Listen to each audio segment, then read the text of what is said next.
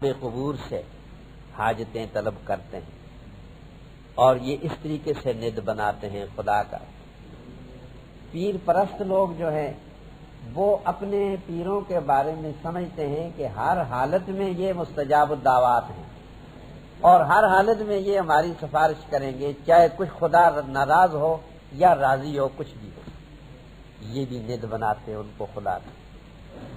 پیر پرست لوگ جو ہیں اکثر ان کا یہی عقیدہ ہوتا ہے، پیر صاحب کا دامن پکڑ لیا بس ہم پار ہو جائیں گے، کچھ نہیں ہمیں کسی نے کی بدی کی ضرورت نہیں، یہ بھی ند ٹھہرانے والے ہیں خدا کا۔ اور اس قسم کی سفارش کو قرآن نے جبری سفارش کہا، ولا یشفع عنده الا لمن ارتضى، خدا کے یہاں کوئی جبری سفارش نہیں کر سکتا، سفارش اس کی ہوگی جس کے لیے خدا راضی ہوگا اور جس کی بات اور عقیدہ بھی خدا کو پسند ہوگا۔ شرک کا عقیدہ خدا کو پسند نہیں ہے، نہ کفر کا عقیدہ، کسی کی سفارش نہیں ہوگی مشرک۔ بعض جو ہے مشیت کے اندر ما شاء اللہ و شاء محمد صلی اللہ علیہ وسلم، جب حضور کے سامنے ایک آدمی نے ایسا ذکر کیا، آپ نے فرمایا جعلتنی للہ ندًا، کیا تم نے مجھ کو خدا کے ساتھ شریک ٹھہرا لیا؟ قل کہو ما شاء اللہ وحدہ، کہو جو اللہ چاہے وحدہ لا شریک۔ قرآن میں بھی یہی ہے، وما تشاءون الا ان یشاء اللہ رب العالمین، تم نہیں چاہ سکتے کسی چیز کو، تمہاری مشیت ہو نہیں سکتی جب تک خدا تعالیٰ کی مشیت نہ ہو۔ البتہ بعض روایتوں میں یہ یوں کہو کہ ماشاء اللہ، اللہ جو چاہے، پھر اس کے بعد بھائی تمہارا جو ارادہ ہو یا تمہاری جو بات ہو، اس طریقے سے کرو گے تو شرک سے بچو گے۔ بعض لوگ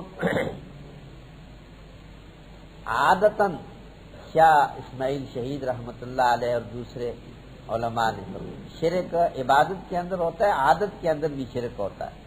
عادت کی شرک کی مثال دیتے ہیں جیسا یہ زنار باندھنا، ہندو جو ہے یہ دھاگا جو باندھتے ہیں، مجوسی بھی باندھتے ہیں اور یا عیسائی صلیب باندھتے ہیں، یہ شرک فی العادت ہے، یہ شرک کی نشانی ہے۔ حضور نے صلیب کو کفر کی نشانی فرمایا، ان کے انکل وثن، حدیث سے فرمایا اس بت کو پھینک دو، اپنے آپ سے اتار دو، یہ بت ہے، وثن ہے۔ یہ زنار جو ہوتا ہے یہ اور یہ صلیب بھی، یہ شرک اور کفر کی نشانی ہے، علامت ہے۔ اس لیے حدیث میں آتا ہے جب مسیح علیہ السلام آئیں گے صلیب کو توڑیں گے اور خنزیر کو قتل کریں گے۔ صلیب کو اس لیے کفر کی نشانی انہوں نے رکھی ہوئی ہے اور نبی کے نام پر رکھی ہوئی ہے، اور خنزیر کو اس لیے شاہ ولی اللہ صاحب فرماتے ہیں کہ حضرت نوح علیہ السلام کے بعد دنیا میں جتنے نبی بھی آئے سب کی شریعتوں میں خنزیر حرام رہا، لیکن ان عیسائی خبیثوں نے اس کو بھی بکری کی طرح استعمال کیا، جو کسی نبی کی شریعت میں حلال نہیں تھا۔ اس لیے عیسیٰ علیہ السلام آئیں گے خنزیر کو قتل کریں گے تاکہ عیسائی ذلیل ہوں، ان کی ذلت کے لیے یہ بات بھی ہوگی۔ بعض لوگ اس طرح شرک کرتے ہیں، اب بچہ پیدا ہوا تو سر پر چوٹی رکھ دی، پھر کہتے ہیں جی بس یہ فلاں بزرگ یا فلاں خواجہ صاحب کی یا فلاں بزرگ کے نام کی چوٹی ہم نے رکھی تو بچہ بچ گیا ورنہ مر جاتا ہے۔ یہ شرک ہے، سری اور جلی شرک ہے۔ یہ بعض اس طریقے کا شرک کرتے ہیں کہ نوروز کا دن عیسائیوں کی مجوسیوں کی عید کا دن یا بڑا دن جو ہوتا ہے، فقہاء کرام فرماتے ہیں بڑے دن کی تعظیم کے لیے کوئی اگر عیسائیوں کو کوئی ہار یا کوئی تحفہ پیش کرے گا تو یہ شرک میں مبتلا ہوگا، بلکہ کفر کا خطرہ ہے۔ بعض میں چاہے نے کفر کا فتویٰ لگایا، کافر ہو جائے گا۔ بڑے دن کی تعظیم کے لیے کوئی چیز اگر کرے گا، ہار پیش کرے گا، پھول پیش کرے گا، ڈالی پیش کرے گا یا کوئی ہدیہ پیش کرے گا تو یہ شرک ہے، کفر کا خطرہ۔ بعض لوگ ند اس طریقے سے بناتے ہیں نظر و نیاز کے اندر، غیر اللہ کے تقرب کے لیے نظر و نیاز، اور روزمرہ دیکھتے ہیں، آپ مشاہدہ کرتے ہیں کہیں قبروں پر، کہیں زیارتوں پر، کہیں کسی کے نام پر، کہیں اور اس میں یہ سب باتیں چلتی ہیں، یہ سب شرک والی باتیں ہیں۔ کوئی لوگ قسم کے اندر شرک کرتے ہیں، خدا کے سوا دوسرے کے نام کی قسم، اور کوئی نام رکھنے میں شرک کرتے ہیں، عبدالعزیٰ، عبد النبی، عبد المسیح، عبد علی، عبد حسین، پیر بخش، عبد المصطفیٰ، یہ سب شرکیہ نام ہیں، یاد رکھیں۔ بڑے بڑے مولوی بڑے دعوے اور ادعا کے ساتھ اس قسم کے نام ہیں، سمجھے، عبد المصطفیٰ کہیں، حالانکہ یہ نہیں۔ عبداللہ کہو، عبد الرحمن کو خدا کی طرف نسبت کرو، یہ لفظ موہم ہے، شرک کا موہم ہے، درست نہیں ہے، نام کے اندر شرک ہے۔ بعض لوگ استعانت کے اندر شرک کرتے ہیں، یعنی غائبانہ طور پر مافوق الاسباب، قبروں والوں سے، بزرگوں سے، اولیاء اللہ سے امداد مانگتے ہیں، یہ سب شرک ہے۔ حاضر سے امداد مانگو، واللہ علی کل شیء قدیر، خدا کی ذات جو ہر جگہ حاضر ناظر ہے، اس سے مانگو۔ اور غائبوں سے تم مانگ رہے ہو، امداد مانگ رہے ہو جن کا کوئی اختیار نہیں ہے، نہ ان کو پتہ ہے کہ اس کو کیا تکلیف ہے، وہ علیم کل نہیں ہے، ان سے امداد مانگنا بڑا شرک جلی ہے۔ کوئی اس طریقے سے شرک کرتے ہیں، اور کوئی بسم اللہ کے اندر بھی شرک کرتے ہیں، یاد رکھو، جانور ذبح کیا تو کہا بسم اللہ و اسم محمد، یا بسم اللہ اور فلاں بزرگ کا نام لیا، پیر کا نام لیا، اور جانور ہی مردار ہو گیا۔ اب بسم اللہ میں بھی شرک واقع ہوتا ہے، فقہاء کرام فرماتے ہیں۔ اور کوئی شگون کے اندر، شگون کے اندر بھی شرک ہوتا ہے، حضور کا فرمان ہے الطیرۃ شرک، شگون لینا شرک کی بات ہے، مت شگون لو کسی قسم۔ اور کوئی غیب کی خبریں معلوم کرنے کے لیے شرک میں مبتلا ہوتے ہیں، کاہن کے پاس، نجومی کے پاس، دست شناس کے پاس، رمال جفار کے پاس جاتے ہیں اور ایمان کو ضائع کرتے ہیں، اور شرک خرید کر کے لاتے ہیں اور قیمت بھی دے کر آتے ہیں۔ یہ بھی شرک کی باتیں ہیں ساری۔ کسی بات پر یقین نہیں کرنا چاہیے، جو یقین کرے گا ایمان سے خالی ہو جائے۔ کوئی تعویذ گنڈے کی شکل میں آج شرک کرتے ہیں، تعویذ گنڈا کرنے والے اکثر و بیشتر غلط کار لوگ ہوتے ہیں۔ صرف اللہ کا کلام یا حضور صلی اللہ علیہ وسلم کے ارشادات کے مطابق کوئی صحیح کلام پڑھ کر دم کرے گا یا لکھ کر دے گا، وہ تو جائز ہوگا۔ باقی یہ ٹونے ٹوٹکے جتنے بھی جیسا کرتے ہیں تعویذ گنڈے والے طرح طرح کی شرائط کے ساتھ، سب شرکیہ باتیں یا کم سے کم بدعت والی اور گناہ والی باتیں، اس کے اندر شرک ہوتا ہے۔ اور یہ دیکھو جتنے بھی تعویذ کرنے والے ٹھٹ سے ٹھٹ مردوں عورتوں کے دوڑتے ہوئے چلے جاتے ہیں۔ بعض تو اچھے بھی ہوتے ہیں اللہ کے بندے جو صحیح کلام اللہ کا کلام لکھ کر دیتے ہیں، لیکن اکثر و بیشتر غلط کار اور شرک میں مبتلا ہوتے ہیں یہ لوگ۔ اور کوئی ندا کے اندر یا شیخ عبد القادر جیلانی شیئن للہ، ندا کی غیر اللہ کو اور پھر اس سے مانگا حاجت مانگی۔ کیا اسماعیل شہید رحمت اللہ علیہ تقویت الایمان نے لکھ دیا، کتنی غلط بات کرتے۔ اب بندے کو اصل ٹھہرا دیا اور خدا کو واسطہ بنا دیا درمیان۔ اگر اس کا الٹا کہہ دیتا کہ یا اللہ شیئن لشیخ عبد القادر جیلانی تو ٹھیک ہوتا، اے اللہ شیخ عبد القادر جیلانی کے واسطے سے اور اس کے توفیل سے میرا کام کر دے، بات ٹھیک ہو جاتی۔ لیکن اس نے تو شیخ عبد القادر جیلانی کو منتہا بنایا، اللہ کو واسطہ پیش کیا، توہین بھی کی ساتھ، اور مراد بھی غیر سے مانگی اور کفر میں مبتلا ہو گیا۔ تو یاد رکھنا غیر اللہ، یہ تو تھا یہ شرک جلی کی بات۔ شرک خفی کی بات بھی ہے، شرک خفی یا ریا کے اندر ہوتا ہے یا بعض اور صورتیں جو ہیں اعتقادی ہیں ان کے اندر بھی شرک ہوتا ہے۔ مثلا شرک خفی بڑا باریک چلتا ہے، بعض لوگ کہتے ہیں واللہ وحیات کا، امام راضی نے مثال دی ہے، قسم اللہ کی قسم اور تیری زندگی کی قسم یا میری زندگی کی قسم، بھئی یہ کتا اگر نہ ہوتا رات کو تو ہم تو بالکل تباہ اور برباد ہو جاتے۔ یہ بطخ مکان میں باندھی ہوئی تھی ورنہ تو چور سب لوٹ کر لے جاتے۔ یہ شرک خفی کی مثال ہے، یہ امام راضی رحمت اللہ علیہ نے۔ یا عام محاورے، بس جی اے ڈاکٹر صاحب کی مہربانی ہے، اے حکیم صاحب کی مہربانی ہے ورنہ ہمارا بندہ تو گیا۔ یہ شرک خفی ہے، ان کو مؤثر سمجھ رہے ہیں۔ اب کتے کو مؤثر سمجھ لیا، بطخ کو مؤثر سمجھ لیا، یہ چپڑاسی اگر نہ ہوتا جی، یہ پہرے دار نہ ہوتا، بس ہم تباہ ہو گئے۔ یہ شرک خفی کی مثالیں۔ تو عبادت غیر اللہ کی مطلقاً شرک اور کفر ہے، یاد رکھ۔ اطاعت غیر کی بالاستقلال یہ بھی شرک ہے۔ بالاستقلال کا مطلب یہ ہے کہ اطاعت اگر غیر کی کرتا ہے، فرض کرو نبی کی اطاعت کرتا ہے یا کسی بزرگ کی اطاعت کرتا ہے اور اس کو مبلغ نہیں سمجھ رہا، بلکہ اسی کو سمجھ رہا ہے کہ یہ جو کچھ حکم دے دے بس اس کی ہم نے تعمیل کرنی ہے، یہ ہے اتخذوا احبارهم ورهبانهم اربابا من دون اللہ، یہ شرک ہے۔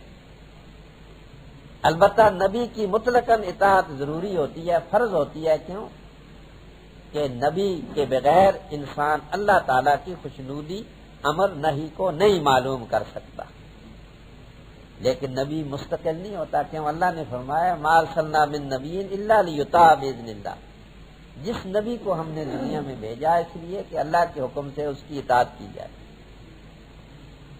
تو جو اسی کو مستقل مانے کہ اس نے جو حکم دے دیا، اس کے حکم کی خلاف ورزی ایسی ہے جیسا اللہ کے حکم کی خلاف ورزی، تو یہ حکم کے اندر بھی شرک واقع ہو جائے۔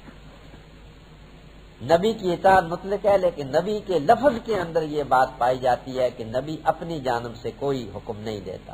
کہتے ہیں نا تب اللہ ما یوحی الیہ، میں تو بھائی جو ادھر سے حکم آتا ہے اس کی تعمیل کرتا ہوں، تم سے بھی کراتا ہوں بس۔ لہذا مستقل اگر کسی کا حکم مانے گا اور اس کے حکم کو خدا کے حکم کی طرح اس کے ٹالنے کو یوں سمجھے جیسا خدا وہ مشرک ہو جائے گا۔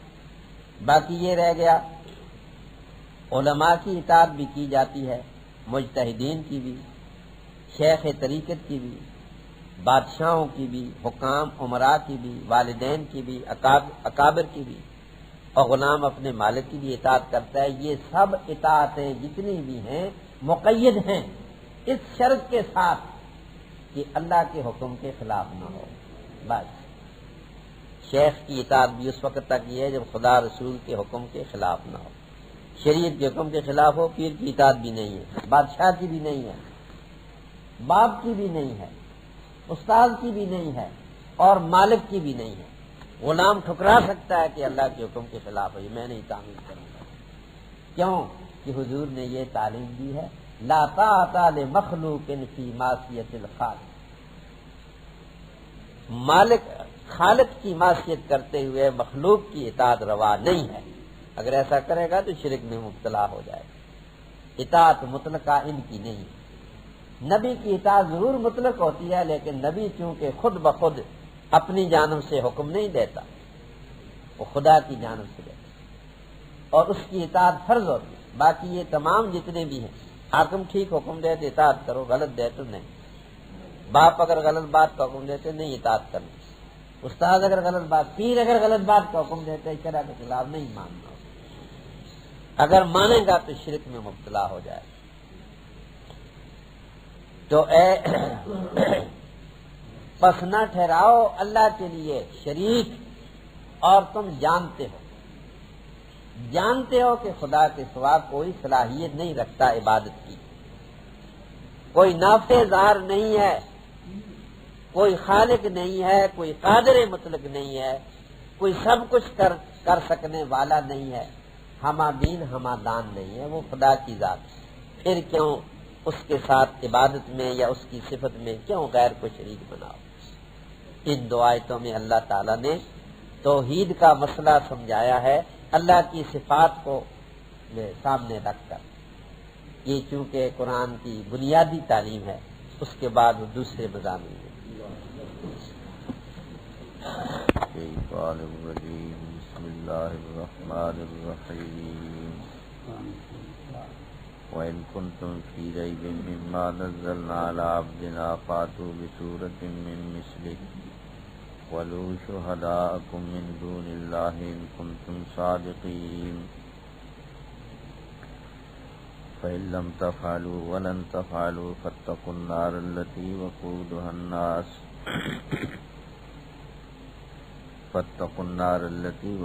النَّاسُ وَالْحِجَارَةُ أُعِدَّتْ لِلْكَافِرِينَ وبشر الذين آمنوا وعملوا الصالحات أن لهم جنات تجري من تحتها الأنهار كلما رزقوا منها من ثمرة رزقا قالوا هذا الذي رزقنا من قبل وأتوا به متشابها ولهم فيها أزواج مطهرة وهم فيها خالدون.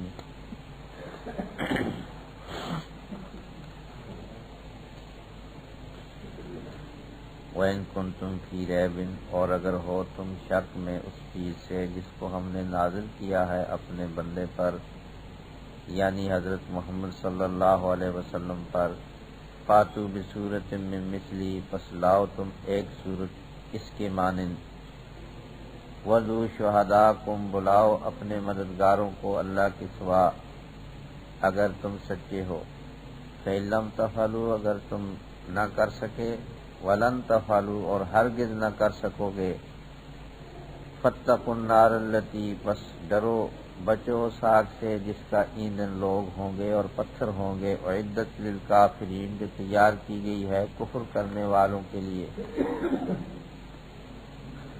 وَبَشِّرِ الَّذِينَ آمَنُوا، اور خوشخبری سنا دیں آپ ان لوگوں کو جو ایمان لائے اور جنہوں نے اچھے کام کیے، خوشخبری سنا دیں کہ بے شک ان کے لیے باغات ہیں، تجری من تحت الانہار، جن کے سامنے نہریں بہتی ہیں، کلما رزقوا منہا، جب بھی دیے جائیں گے ان بہشتوں میں، من ثمرۃ، پھلوں سے، رزقاً، روزی، قالوا، تو کہیں گے، ھذا الذی رزقنا من قبل، یہ وہی ہے جو ہم کو روزی دی گئی اس سے پہلے، وَأُوتُوا بِهِ، اور دیے جائیں گے وہ روزی، متشابہاً، ایک دوسرے کے مانند، ایک دوسرے سے ملتی جلتی، وَلَهُمْ، اور ان کے لیے، فیہا، ان بہشتوں میں، ازواج، بیویاں ہوں گی، مطہرۃ، پاکیزہ، وَهُمْ فیہا خالدون، اور وہ ان کے اندر ہمیشہ رہنے والے ہوں گے۔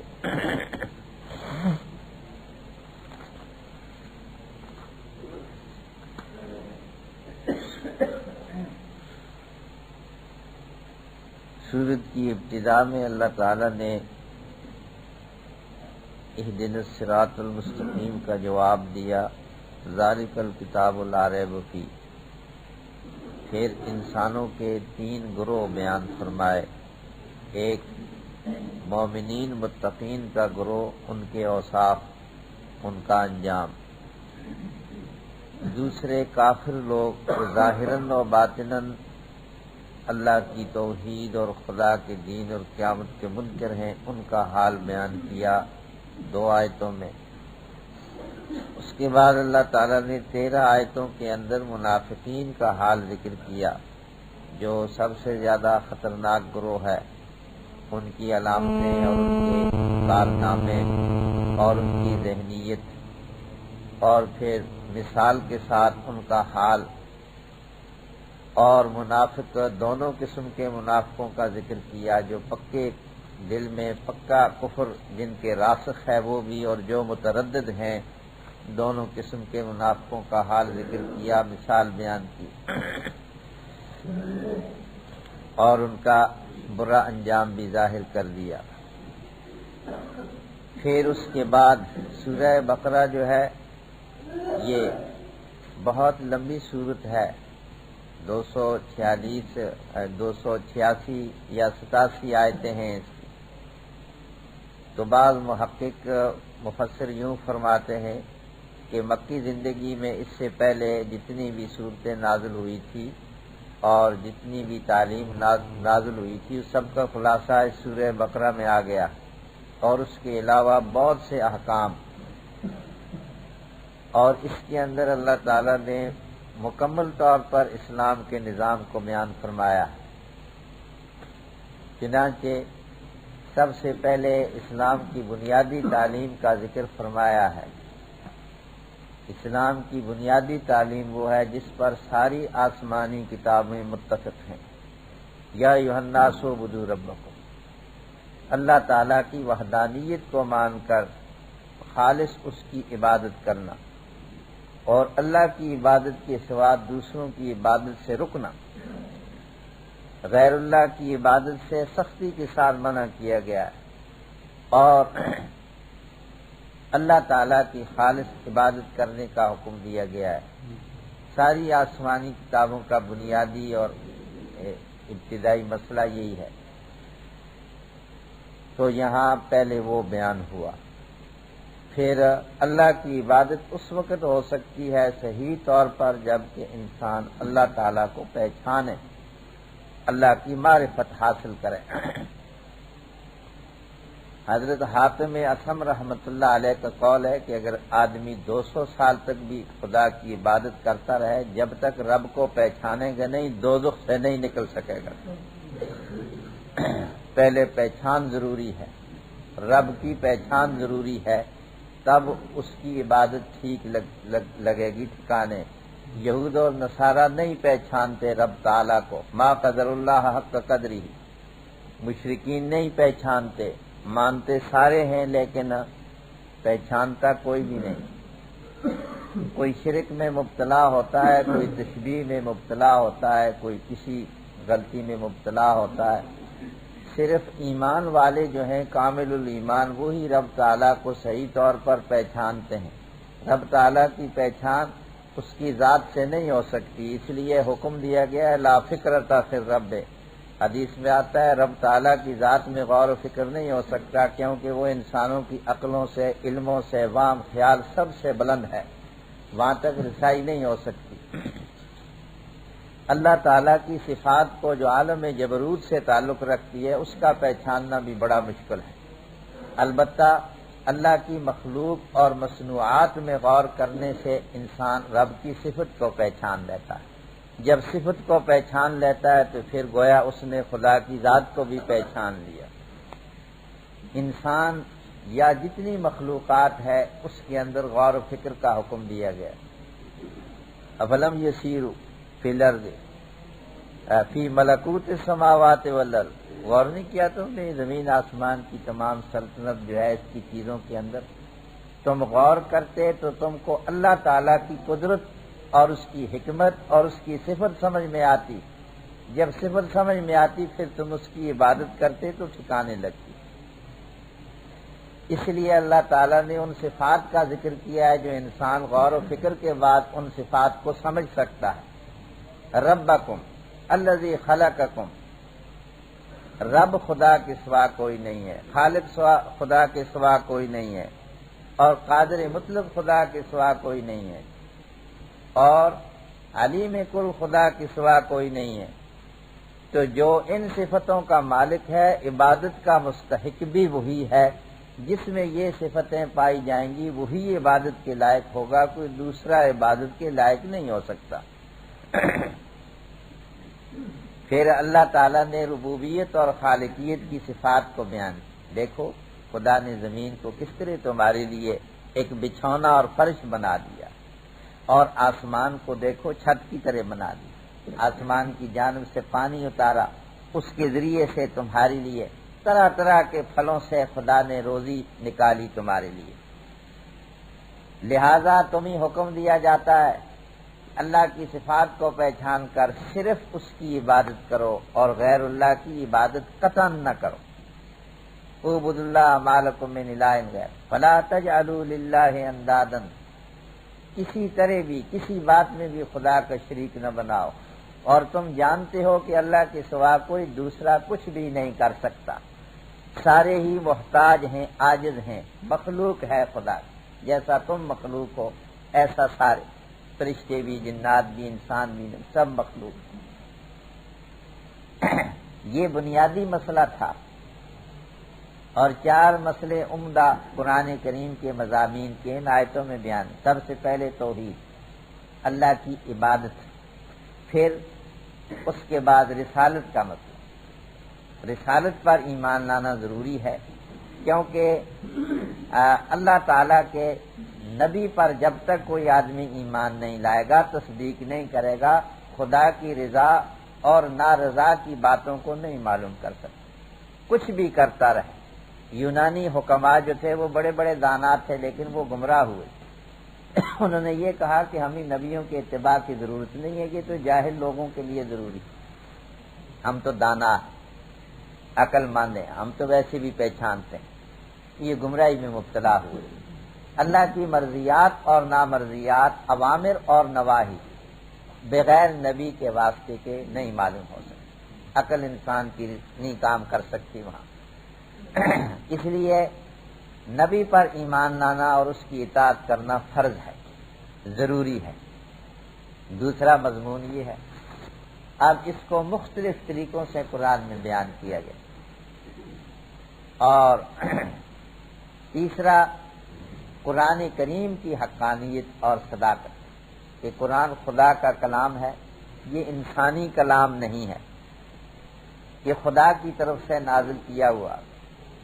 یہ اس کی حقانیت پر 3 آیتوں کے اندر یہ تینوں میں چوتھا قیامت، جس پر ایمان لانا ضروری ہے، جو نتیجہ ہے دنیا میں اعمال کا، نیکی کا، ایمان کا نتیجہ قیامت ہے۔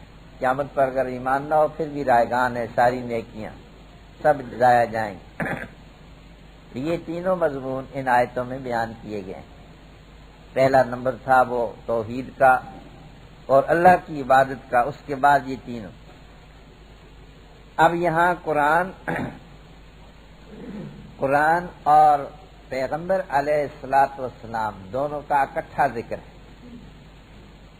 ارشاد ہوتا ہے ان کنتم فی ریب، اگر تم کو شک ہو اس چیز کے بارے میں جس کو ہم نے اپنے بندے پر نازل فرمایا۔ بندے سے مراد حضرت محمد صلی اللہ علیہ وسلم۔ عبد کے لفظ میں بڑی عزت ہے، اس لیے قرآن میں آپ جہاں بھی دیکھیں گے سبحان الذی اسری بعبدہ نزل الفرقان علی عبدہ فاوحی الی عبدہ ما اوحی۔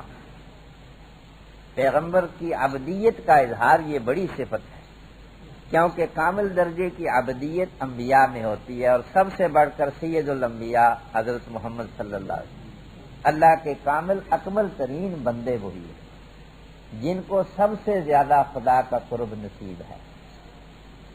وہ بندے ہیں خدا کے، اس لیے کسی آدمی کی نماز ہی نہیں ہوتی جب تک اس کا اقرار نہ کرے، اشہد ان لا الہ الا اللہ واشہد ان محمدا عبدہ ورسولہ۔ اللہ کے بندے ہیں، خدا کے بیٹے نہیں ہیں، نہ خدا کے اوتار ہیں، نہ خدا نے ان میں حلول کیا ہے، نہ الوہیت کی کوئی صفت ان میں پائی جاتی ہے۔ وہ تو بندے ہیں، اللہ کی عبادت کرنے والے ہیں، عابد ہیں۔ وہ معبود ایک ہی، سارے ہی عابد ہیں، معبود ایک ہی ہے، اس لیے عبد کا لفظ فرمایا۔ عبد انسان، اس میں کوئی توہین نہیں ہے، تو بڑی عزت کا لفظ ہے۔ لوگ خواہ جہالت کی وجہ سے انبیاء علیہ الصلوۃ والسلام کو بشر نہ کہو، یہ انسان نہ کہو۔ انسان ہونا تو فخر کی بات ہے۔ انی خالق من بشر من طین بشرا، اللہ نے فرمایا ہے میں تو مٹی سے انسان جیسی ایک برگزیدہ ہستی کو پیدا کرنے والا۔ تو انسان ہونا اور عابد ہونا، بشر ہونا کوئی بے عزتی کی بات نہیں ہے بھائی، یہ تو بڑی عزت کی بات ہے۔ خصوصاً عبدیت جو ہے یہ تو بہت ہی اعلیٰ صفت ہے جس کو نصیب ہو۔ ہماری تو حالت یہی، عبدیت کی حالت ہی خراب ہے کہ ہمارے اندر عبدیت والی بات نہیں پائی جاتی۔ ہم گندے انسان، ہر وقت گناہوں میں آلودہ رہتے ہیں۔ وہ عبدیت والے جو ہیں وہ پاکیزہ لوگ ہیں، وہ ہر وقت خدا کی عبادت اور اطاعت میں مصروف رہتے ہیں۔ تو اگر جس چیز کو ہم نے نازل کیا ہے اپنے بندے پر ہم نے نازل کیا ہے قرآن کریم کو، اگر تمہیں شک ہو کہ یہ خدا کا کلام نہیں ہے، اور ایک لحاظ سے کہ اللہ تعالیٰ کے نبی کی نبوت اور رسالت کی تصدیق اس سے ہوگی۔ وہی نبی دعویٰ کرتا ہے کہ میں خدا کا فرستادہ اور رسول ہوں، تو نبوت کے لیے معجزے کا ہونا ایک بطور علامت کے ہوتا معجزہ۔ تو معجزے پیغمبر علیہ الصلوۃ والسلام کے تو بہت ہیں، 3000 سے بھی زیادہ معجزات کا ذکر آتا ہے احادیث۔ لیکن مسلم شریف کی روایت میں یوں آتا ہے کہ حضور فرماتے ہیں کہ مجھ سے پہلے جتنے بھی نبی گزرے اللہ تعالیٰ نے کوئی خصوصی معجزہ ہر نبی کو عطا فرمایا، ہر ایک نبی کو کوئی خاص معجزہ اللہ تعالیٰ جس کو دیکھ کر انسان ایمان لاتے ہیں، جن کی قسمت میں ہوتا ہے۔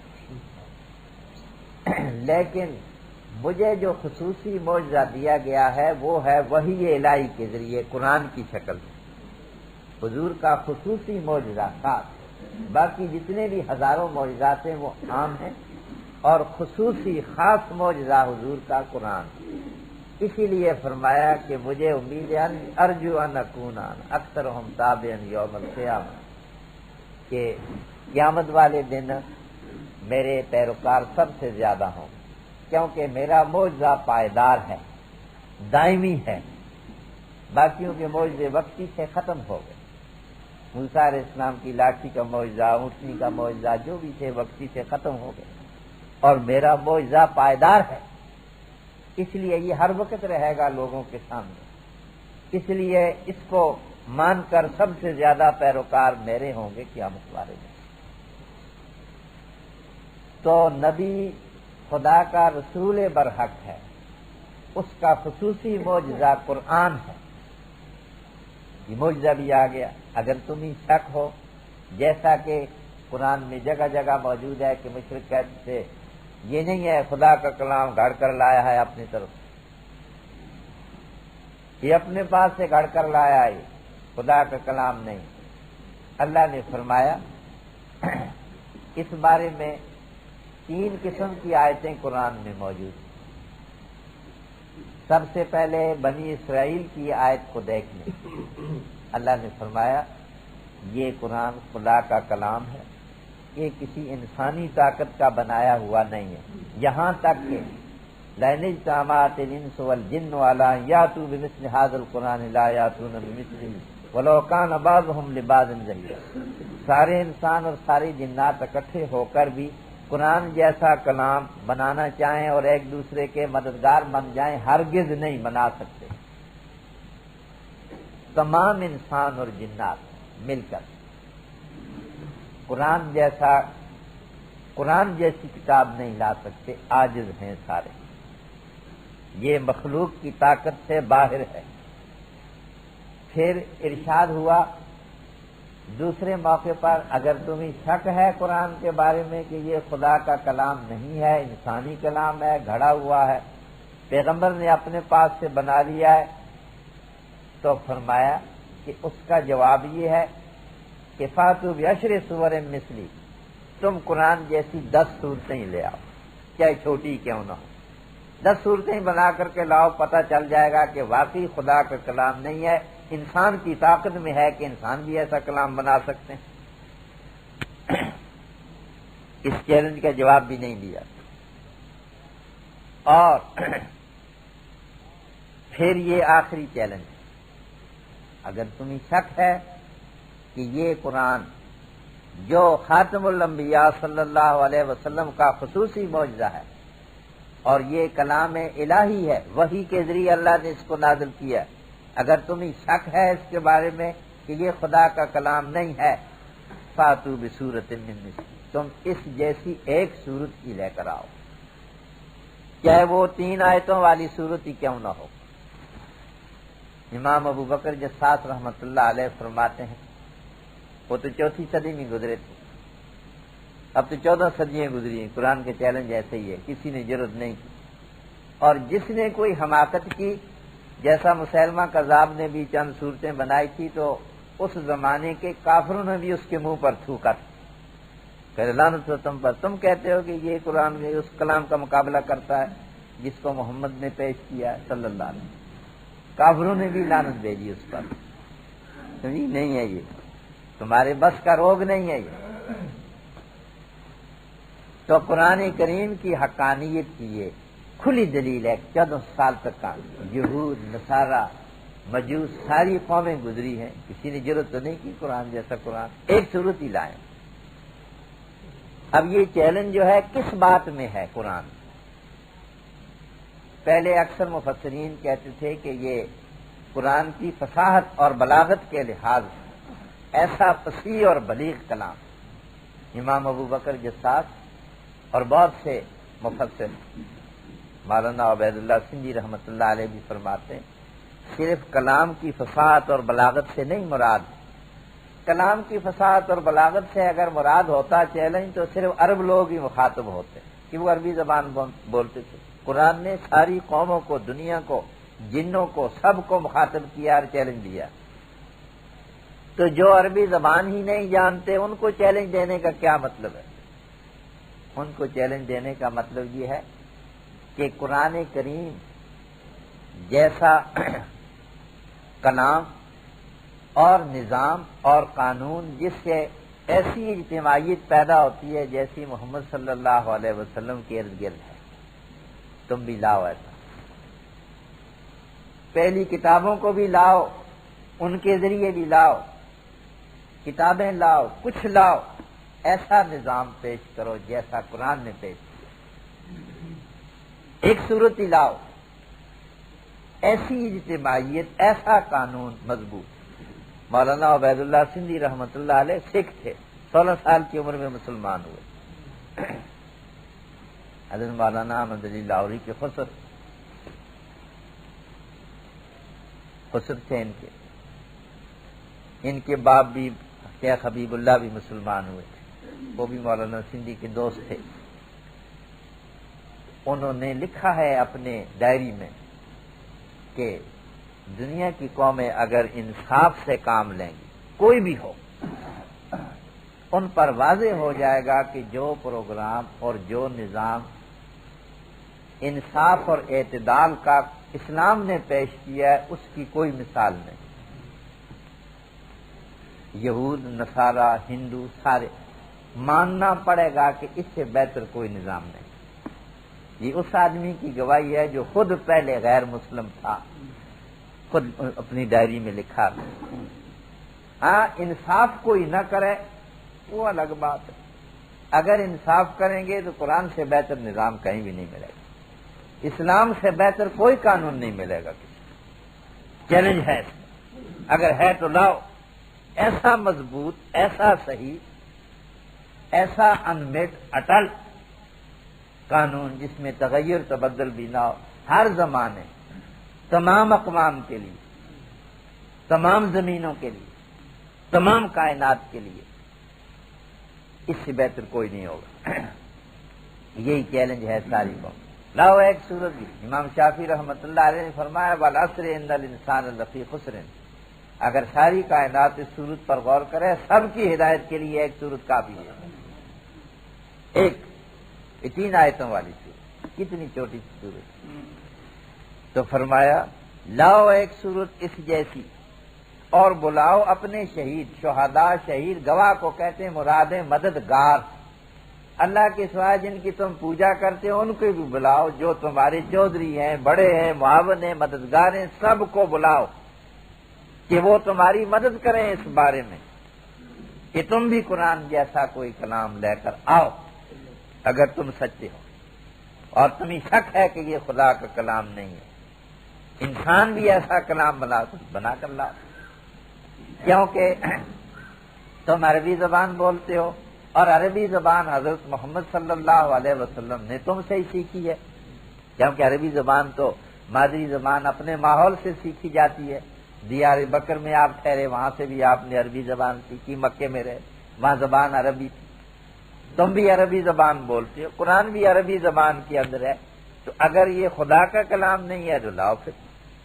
تمام شاعروں نے اپنے کان پکڑے تھے، بڑے بڑے، حضور کے زمانہ بعثت کے اندر عربی زبان انتہائی عروج پر پہنچی ہوئی، اتنے عروج پر جس کے بعد تنزل ہوا کرتا ہے، لیکن کسی شاعر نے یہ ہمت، جب کو قرآن کی آیات سنتا تھا تو دم بخود ہو کر رہ جاتا، کہتے تھا نہیں۔ حضرت انیس جو ابو ذر غفاری کے بھائی، انہوں نے کہا کہ میں شاعروں کا کلام بھی جانتا ہوں، کاہنوں کا بھی جانتا ہوں، ساحروں کا بھی جانتا ہوں، میں نے سب کے مقابلے میں اس کو پیش کیا، یہ کسی سے نہیں ملتا، یہ ممتاز ہی ہے سب۔ بس اگر تم نہ کر سکے اور ہرگز نہ کر سکو گے، پیشن گوئی بھی ہے کہ اس کا مقابلہ نہیں، ایک سورت بھی قرآن جیسی الفاظ کے اعتبار سے، معنی کے اعتبار سے، قانون کے اعتبار سے، اجتماعی نظام کے اعتبار سے، لا کے اعتبار سے اس جیسی صورت ایک بھی نہیں لا سکو گے، ہرگز نہیں۔ نفی تاکید ہے۔ تو پھر ڈرو اس آگ سے کہ جس کے اندر بطور ایندھن کے لوگ بھی جلیں گے اور پتھر بھی جلیں گے، کیونکہ پھر کافروں کی سزا یہی ہوگی کہ جہنم میں انسان جائیں گے اور وہاں انسان بھی جلیں گے اور پتھر بھی، پتھر یا وہ جن کی پوجا کرتے تھے وہ، یا ویسی سزا کے اضافے کے لیے پتھر بھی وہاں جلیں گے۔ آگ کوئلے سے بھی جلائی جاتی ہے، پتھر سے بھی جلائی جاتی ہے، پتھر کی آگ بہت شدید ہوتی ہے، اس آگ سے پھر بچو۔ اعدت للکافرین، جو کفر کرنے والوں کے لیے تیار کی گئی، جو پھر انکار کریں گے، پھر ایسے پروگرام کو نہیں مانیں گے، پھر ان کی سزا جہنم ہوگی، جس کے اندر یہ ہے ایندھن اس کا۔ یہ دونوں باتیں آ گئی۔ نبی برحق ہے، خدا کا بندہ رسول، اس پر جو کلام نازل ہوا وہ برحق ہے، اگر نہیں مانو گے تو قیامت میں دوزخ کے اندر جاؤ۔ تو جب یہ بیان کر دیا گیا تو ساتھ ساتھ دوسرا پہلو بھی، قرآن میں دونوں پہلو اکٹھے آتے ہیں، ترغیب اور ترہیب کا۔ فرمایا وبشر الذین آمنوا، آپ خوشخبری سنا دیں ان لوگوں کو جو ایمان لائے، جنہوں نے اللہ کی وحدانیت کو قبول کیا، نبوت کی، نبی کی رسالت کو مانا، قرآن کو کلام الہی مانا اور قیامت پر یقین لائے، اور ساتھ ساتھ شائستہ کام کیے۔ امام مجدد صاحب رحمۃ اللہ علیہ فرماتے ہیں سب سے بنیادی شائستہ کام نماز، زکوٰۃ، روزہ، حج، یہ سب شائستہ کام ہے، اچھے کام۔ اس کے علاوہ باقی تمام نیک کام، صدقہ، خیرات وغیرہ، اور جتنی بھی نیکیاں، حلال حرام میں امتیاز ہو گیا، تمام جائز ناجائز باتوں میں امتیاز کرنا، سب نیکیوں میں آتا ہے۔ بنیادی طور پر یہ ارکان اربع آتے ہیں، اور پانچواں جہاد آتا ہے۔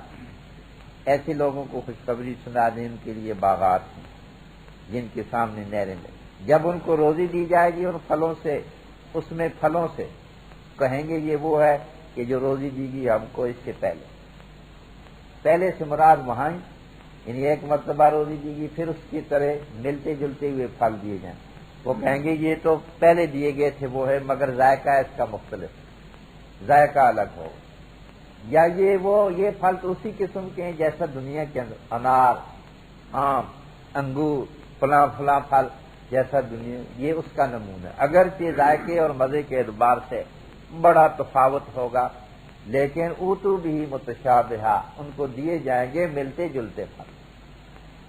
مولانا شاہ اشرف علی تھانوی رحمۃ اللہ علیہ فرماتے ہیں کہ ایک اور بات بھی، وہ یہ بات کہ دنیا میں عقل سلیم رکھنے والے اور فطرت سلیمہ رکھنے والے جو نیکی اور اطاعت کے کام کرتے تھے، اس کے اندر ان کو لذت محسوس ہوتی تھی، اس کے نتیجے میں یہ پھل ان کو ملیں گے جنت۔ کہیں گے یہ تو وہی ہے جیسی ان نیکیوں میں ہم کو لذت ملتی تھی، یہ تو اسی قسم کی بات ہے جو ہم کو دی گئی۔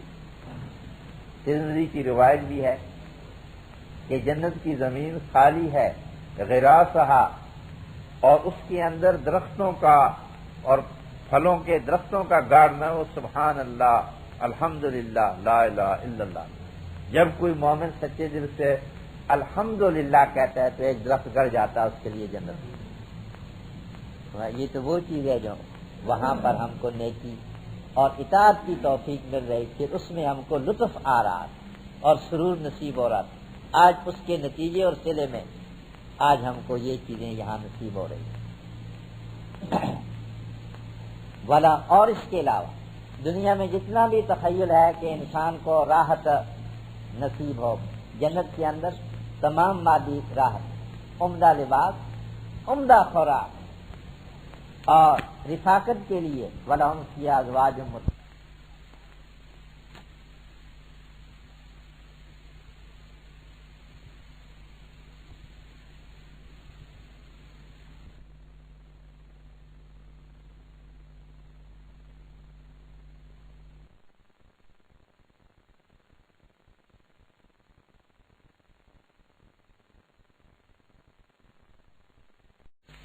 نعمتوں کا عروج ہے، روحانی نعمتوں کا بھی قرآن میں دوسری جگہ ذکر ہے، اور یہ فرما دیا گیا ہے وَلَكُمْ فِيهَا مَا تَشْتَهِي جو تمہارا جی چاہے گا وہ تم کو نصیب ہوگا۔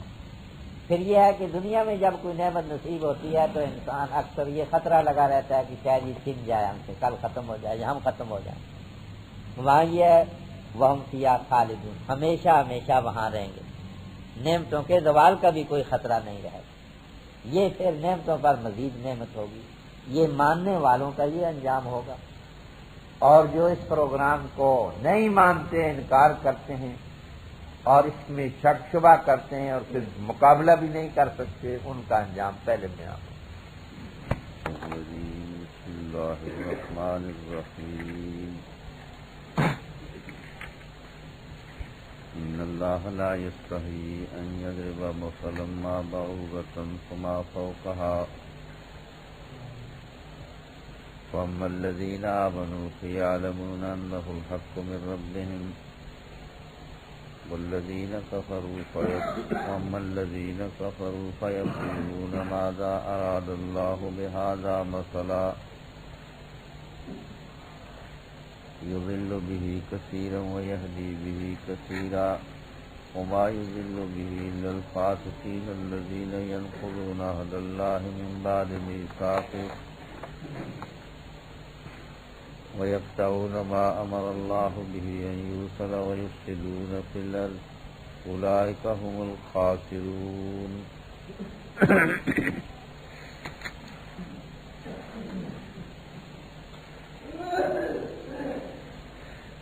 ان اللہ لا یستحی، بے شک اللہ تعالی نہیں شرماتا اس بات سے کہ بیان کرے مثال کوئی مچھر کی یا اس سے بڑی۔ فَأَمَّا الَّذِينَ آمَنُوا، بہرحال وہ لوگ جو ایمان لائے ہیں پس وہ جانتے ہیں کہ یہ حق ہے ان کے رب کی طرف سے، اور وَأَمَّا الَّذِينَ كَفَرُوا، اور وہ لوگ جنہوں نے کفر کیا، فَيَقُولُونَ، پس وہ کہتے ہیں مَاذَا أَرَادَ اللَّهُ، کیا ارادہ کیا اللہ تعالیٰ نے اس مثال کے ساتھ۔ یضل به کثیرا، اللہ تعالیٰ گمراہ کرتا ہے اس کے سبب سے بہتوں کو، اور ہدایت دیتا ہے اس کے سبب سے بہتوں کو۔ وما یضل به، اور نہیں گمراہ کرتا اس کی وجہ سے الا الفاسقین، مگر فاسقوں کو۔ الذین، وہ جو توڑتے ہیں اللہ کے عہد کو، من بعد میثاقہ، اس کو مضبوط کرنے کے بعد، وَيَقْطَعُونَ، اور قطع کرتے ہیں اس چیز کو کہ اللہ تعالیٰ نے اس کے جوڑنے کا اور ملانے کا حکم دیا ہے۔ وَيُفْسِدُونَ فِي الْأَرْضِ، اور فساد کرتے ہیں زمین میں۔ اولئک ھم الخاسرون، یہی لوگ ہیں نقصان اٹھانے والے۔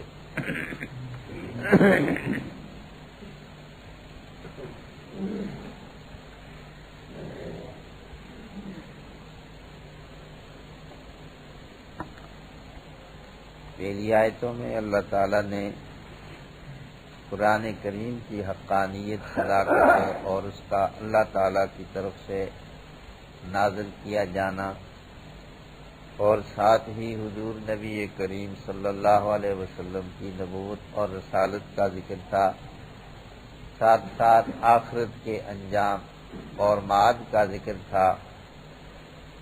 تینوں مسائل ان آیتوں کے اندر اللہ تعالیٰ نے بیان فرما دیے۔ اس سے پہلے توحید کا اور شرک کی تردید کا مسئلہ تھا، تو اس میں چیلنج کیا گیا تھا کہ جو لوگ قرآن کریم کے بارے میں شک اور شبہ رکھتے ہیں کہ یہ خدا کا کلام نہیں ہے، یا یہ پیغمبر صلی اللہ علیہ وسلم نے اس کو بنا لیا ہے، گھاڑ لیا ہے، یا کسی اور کا گھڑا ہوا ہے، تو ان کو چیلنج دیا جاتا ہے کہ قرآن کی کسی صورت کے برابر کوئی صورت بنا کر کے لائیں، پتہ چل جائے گا کہ واقعی یہ قرآن خدا کا کلام نہیں ہے۔ اس جیسا کلام کوئی انسان بھی بنا سکتا ہے اور لا سکتا ہے۔ ساتھ پیشن گوئی کر دی گئی کہ اگر تم نہ کرو اور ہرگز نہ کر سکو گے کبھی قیامت تک، تو پھر یاد رکھو کہ یہ قرآن تو انسانی طاقت سے نہیں آیا، کوئی انسانی طاقت ایسا کلام نہیں لا سکتی، لہذا یہ خدا کا کلام ہے۔ اب اس سے اگر انکار کرو گے تو اس کا نتیجہ جہنم ہوگا، یہ بات بتلا دی گئی۔ ساتھ ساتھ ایمانداروں کے لیے بشارت کا ذکر تھا اور ان کی آخرت میں کامیابی کا بیان اور اچھا انجام۔ ان اللہ لا یستحیی، یہ آیت جو ہے یہ جواب ہے، یہ جواب ہے ایک اعتراض کا۔ اعتراض یہ ہوتا ہے کہ تم قرآن کے بارے میں چیلنج کرتے ہو اور یہ کہتے ہو کہ یہ خدا کا کلام ہے، تو مشرک، منافق یا اہل کتاب ان سب کو چیلنج ہے، اگر کوئی کتاب ہو اس کتاب کو لاؤ، کوئی کلام ہو اس کے مقابلے میں لاؤ، تو سب کو چیلنج کیا گیا۔ تو وہ لوگ کہتے ہیں کہ تم قرآن کے ساتھ چیلنج کرتے ہو، پہلے اس کے اندر جو خرابی ہے اس کو تو تم دور کرو۔ تم کہتے ہو یہ خدا کا کلام ہے، حالانکہ اس کے اندر نہایت ہی حقیر اور چھوٹی چھوٹی چیزوں کا ذکر ہے، کہیں مکھیوں کا ذکر ہے، کہیں مکڑی کا ذکر ہے، تو کیا خدا تعالی جو سب بادشاہوں کا بادشاہ ہے اس کے کلام میں ایسی حقیر چیزوں کا ذکر؟ یہ تو مناسب نہیں ہے۔ جیسا کہ عام محاورے میں کہا جاتا ہے کہ کلام الملوک ملوک الکلام، جو بادشاہوں کا کلام ہوتا ہے وہ کلام کا بادشاہ ہوتا ہے، وہ عالی اور بلند ہوتا ہے، وہاں ایسی حقیر اور ذلیل اور معمولی چیزوں کا تذکرہ نہیں ہوتا اس میں۔ تم کیسے کہتے ہو کہ یہ خدا کا کلام ہے؟ یہ اعتراض ان لوگوں نے کیا، تو اس کا جواب اللہ تعالیٰ نے ان اللہ لا یستحیی کی آیت میں دیا ہے۔ تو اس کا مطلب یہ ہے کہ چھوٹی اور حقیر چیزوں کا ذکر کلام کے اندر یہ کلام کی عظمت کے منافی نہیں ہے۔ مثال کے طور پر یا سمجھانے کے لیے کوئی چیز اگر سمجھائی جاتی ہے اور اس میں کسی حقیر اور معمولی چیز کا ذکر کیا جاتا ہے تو یہ کلام کی عظمت کے منافی نہیں ہے۔ البتہ بعض چیزیں ایسی ہوتی ہیں کہ لوگوں کی عقلیت کمزور ہوتی ہے یا ان کا عرف جو ہوتا ہے وہ کمزور ہوتا ہے، بعض چیزوں کا تذکرہ وہ مناسب نہیں سمجھتے، لیکن حکمت کے اصول کے مطابق اس چیز کو ترک نہیں کیا جا سکتا کہ لوگوں سے ڈر کر یا خوف زدہ ہو کر یا لوگوں کو راضی رکھنے کے لیے اس چیز کو ترک کر دیا جائے۔ اسی چیز کو خدا تعالیٰ نے یہ بیان فرمایا، ان اللہ لا یستحیی، حکمت کے اصول کے خلاف ہے یہ کہ مثال میں کسی حقیر چیز کو ذکر نہ کیا جائے۔ حقیر چیزوں میں کئی پہلو ہوتے ہیں، بڑے بڑے فائدے کے پہلو ہوتے ہیں۔ قرآن کریم کے اندر مکھیوں کا بھی ذکر ہے، مکڑی کا بھی ذکر ہے، اور مثال کے ساتھ بڑی بڑی باتیں سمجھائی گئی۔ تو لوگ اس کو اگر ناپسند کرتے ہیں یا ان کی عقلیں کمزور ہیں یا بودھی ہیں یا ان کا محاورہ اس کو برداشت نہیں کر سکتا تو اس کو ترک نہیں کیا جائے گا۔ ان کی مچھر، بعوضہ مچھر کو کہتے ہیں، اور یہ حکمت کے اصول کے خلاف ہے کہ بات نہ بیان کی جائے اور مثال کو ظاہر نہ کیا جائے۔ اس میں بڑی بڑی عظمت کے پہلو ہوتے ہیں حقیر چیزوں کے اندر بھی۔ مچھر یا اس سے بڑی جسم کے اعتبار سے ہو سکتی ہے، جیسا مکڑی ہو گئی، مکھی ہو گئی، یا حقارت کے اندر ہو سکتی ہے۔ اور سب دانا لوگ اپنے محاورے میں ایسی چیزوں کو بیان کرتے ہیں۔ عرب لوگ کہتے ہیں ملبک و شہم، کیا مچھر اور کیا مچھر کی چربی، یہ محاورے میں بولتے ہیں۔ اور مل جراد و لحم، کیا ٹڈی اور کیا اس کا گوشت۔ اور حضور نبی کریم صلی اللہ علیہ وسلم مثال میں اور حقیقت کو سمجھانے کے لیے بیان فرمایا، مسند احمد، ابن ماجہ، ترمذی شریف میں۔ کریم صلی اللہ علیہ وسلم نے مثال میں اور حقیقت کو سمجھانے کے لیے بیان فرمایا، مسند احمد، ابن ماجہ، ترمذی شریف میں۔ یہ الفاظ موجود ہیں کہ لو کانت الدنیا تزن عند اللہ جناح بعوضۃ ما سقى منها شربۃ ماء للکافر، اگر دنیا کی قدر و قیمت اللہ کے نزدیک ایک مچھر کے پر کے برابر ہوتی تو اللہ تعالیٰ کسی کافر کو ایک پانی کا گھونٹ بھی عطا نہ فرماتے، کہ وہ خدا کا نافرمان ہے۔ آپ مچھر کے پر کی مثال بیان فرمائیں۔ ساری دنیا کی قدر و قیمت اللہ کے نزدیک مچھر کے پر کے برابر بھی نہیں، اسی لیے کافر یہاں عیش و عشرت اور آرام کے اندر زندگی بسر کرتے ہیں، سب کا آگے حساب نکلے گا اور بڑی سزا کے اندر مبتلا ہوں گے چل کر۔ تو حدیث میں بھی آتا ہے، مسلم شریف میں موجود ہے، ام سلیم نے حضور سے مسئلہ دریافت کیا اور تمہید کے طور پر یہ بات فرمائی، عرض کی، یا رسول اللہ ان اللہ لا یستحیی من الحق، حضور اللہ تعالیٰ تو حق بات کہنے سے نہیں شرماتا، میں آپ سے مسئلہ دریافت کرنا چاہتی ہوں کہ کیا عورت کو بدخوابی ہو جائے تو اس پر بھی غسل آتا ہے یا نہیں؟ حضور نے فرمایا نام یا مسئلہ میں نزارات الماء، اگر مادہ خارج ہو جائے تو اس پر بھی غسل آتا ہے۔ بدخوابی عورت کو بھی ہوتی ہے جیسا مرد کو ہوتی ہے، احتلام جیسا مرد کو ہوتا ہے ایسا عورت کو بھی ہوتا ہے، وہاں بھی یہی لفظ ہیں۔ تمہید میں اللہ تعالیٰ حق بات کو ظاہر کرنے سے نہیں شرماتا۔ تو حیا کس کو کہتے ہیں؟ یہ حیا بہت قسم کی ہوتی ہے، حیا انسانوں سے بھی ہوتی ہے، خدا سے بھی ہوتی ہے۔ حیا کہتے ہیں ایک ایسا انکسار اور شکستگی انسان کی طبیعت میں پیدا ہوتی ہے جس کی وجہ سے آدمی قبیح کاموں سے رک جاتا، قبیح کاموں پر اقدام نہیں کرتا حیا کی وجہ سے۔ اور حیا عبودیت بھی ہوتی ہے، انسان عبادت کرتا ہے اور پھر اس کو حیا آتی ہے کہ میں حق نہیں ادا کر سکا۔ حیا اپنے نفس سے بھی ہوتی ہے، اپنے جی میں انسان شرماتا ہے۔ حیا مخلوق سے بھی ہوتی ہے، حیا کرم بھی ہوتی ہے، جیسا قرآن میں موجود ہے کہ نبی کے گھر میں تم کھانا کھانے کے لیے جاتے ہو تو وہاں بیٹھ کر کے بات چیت پر مت وقت گزارو، کیونکہ اللہ کا نبی تو حیا کی وجہ سے، حیا کرم کی وجہ سے تم کو نہیں کہتا، اور اللہ تعالیٰ حق بات کہنے سے نہیں شرماتا۔ جب کھانے کے لیے بلایا گیا، کھانا کھا لیا تو پھر چلے جاؤ۔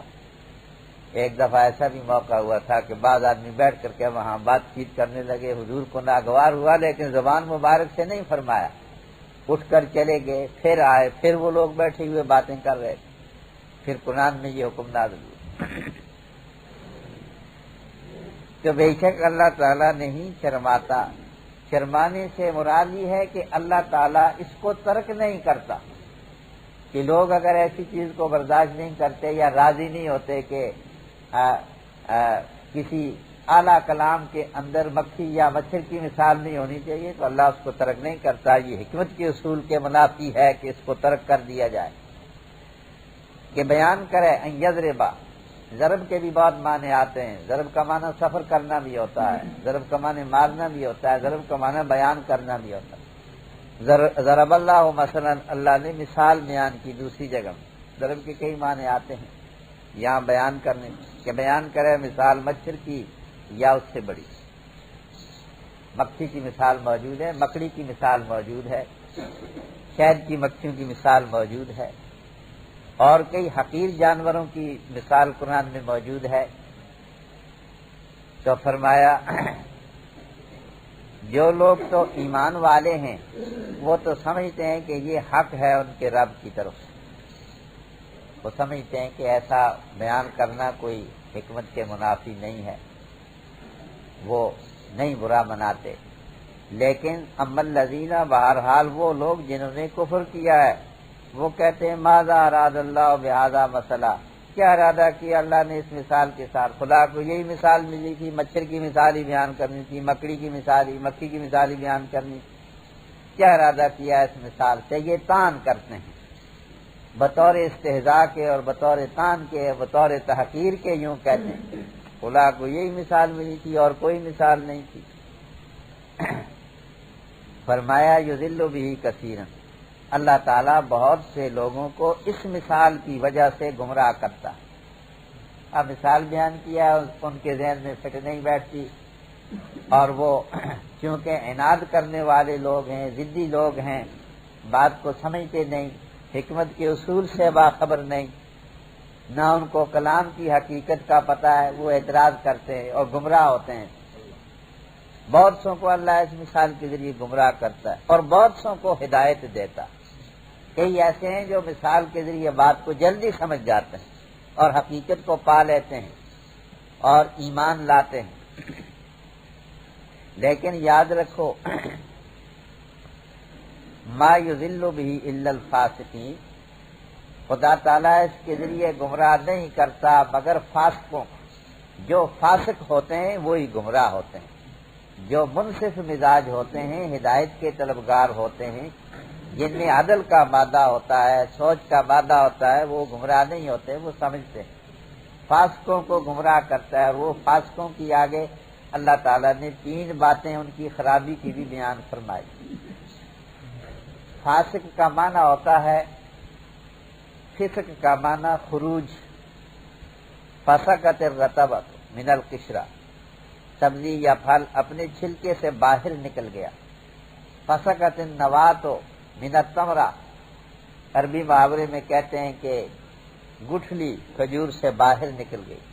ایسا ہی جو آدمی اللہ کی اطاعت سے باہر نکلتا ہے اس کو فاسق کہا جاتا ہے۔ شریعت کے عرف میں فاسق کے 2 معنی استعمال ہوتے ہیں۔ ایک معنی یہ ہوتا ہے کہ جو اللہ تعالیٰ کی اطاعت نہیں کرتا، مانتے ہوئے بھی، دل میں ایمان بھی ہے لیکن اطاعت نہیں کرتا، اطاعت سے باہر نکلتا ہے، اس طرح کے کبیرے گناہ کا ارتکاب کرتا ہے یا صغیرے گناہوں پر اصرار کرتا ہے، اس کو فاسق کہتے ہیں۔ ایسا آدمی مسلمان ہی ہوتا ہے۔ ایسے آدمی کے بارے میں امید ہے کہ نجات پا جائے گا آخرت کے اندر، شفاعت بھی مل سکے گی، کہ ایمان تو موجود ہے دل میں مگر اطاعت نہیں کرتا، فاسق ہے۔ عام طور پر فاسق کا یہ معنی ہو۔ یہ سب اصطلاحات ہیں، جیسا پہلے عرض کیا گیا تھا کہ نفاق، منافق ہونا یہ بھی ایک اصطلاح ہے، کافر ہونا وہ بھی ایک اصطلاح ہے، مشرک ہونا یہ بھی ایک اصطلاح ہے، اسی طرح فاسق ہونا بھی ایک اصطلاح ہے قرآن اور سنت۔ عام طور پر فاسق اسی کو کہتے ہیں نافرمان، جو مانتا ہے کہ نماز فرض ہے پھر نماز پڑھتا نہیں، یہ فاسق آدمی ہے۔ دل میں یقین ہے کہ واقعی نماز فرض ہے اور انسان کو ضرور پڑھنی چاہیے نماز، لیکن پڑھتا نہیں ہے۔ زکوٰۃ کو فرض مانتے ہوئے پھر نہیں ادا کرتا، نیکی کو صحیح سمجھتے ہوئے کرتا نہیں ہے، یہ فاسق کہلاتا ہے۔ اور دوسرا معنی فاسق کا ہوتا ہے قرآن کریم میں کہ جو کفر کے اندر حد سے آگے بڑھ جائے، سرکش، جیسا کہ اعتقادی منافقوں کے بارے میں یا سخت کافروں کے بارے میں فرمایا ہے اولئک ھم الفاسقون، یہودیوں کے بارے میں فرمایا جو پکے ضدی ہیں، فرمایا یہ بڑے نافرمان ہیں، کفر میں بڑے پکے ہیں۔ کفر کے اندر سرکشی اور تمرد اختیار کرنے کو بھی فاسق کہا گیا ہے۔ یہ دونوں معنی قرآن میں استعمال ہوئے ہیں۔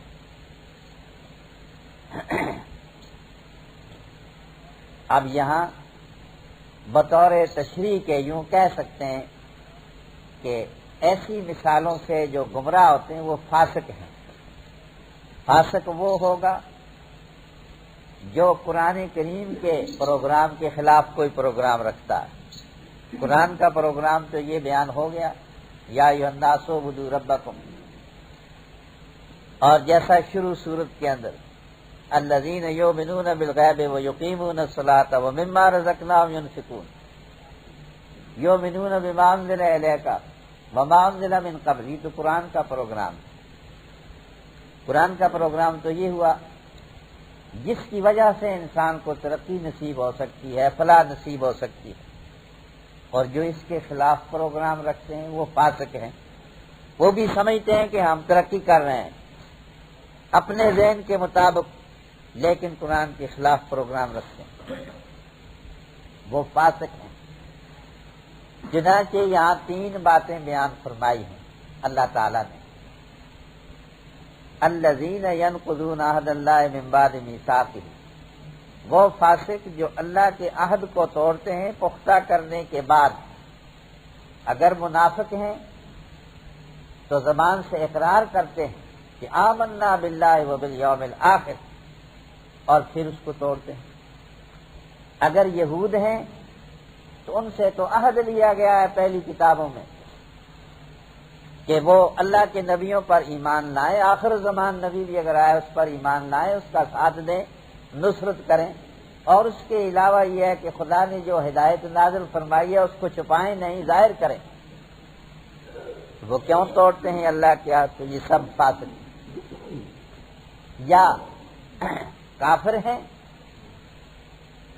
معاند کافر، جیسا کہ دوسرے نمبر پر بیان ہوا ہے ان الذین کفروا سواء علیہم، معاند کافر، عناد رکھنے والے، وہ اللہ کے عہد کو توڑتے ہیں جو ازل میں ہو چکا ہے۔ الست بربکم قالوا بلی، اللہ نے عہد لیا تھا، روحوں کو وہاں نکالا تھا، سب کے سامنے رکھا تھا، الست بربکم قالوا بلی۔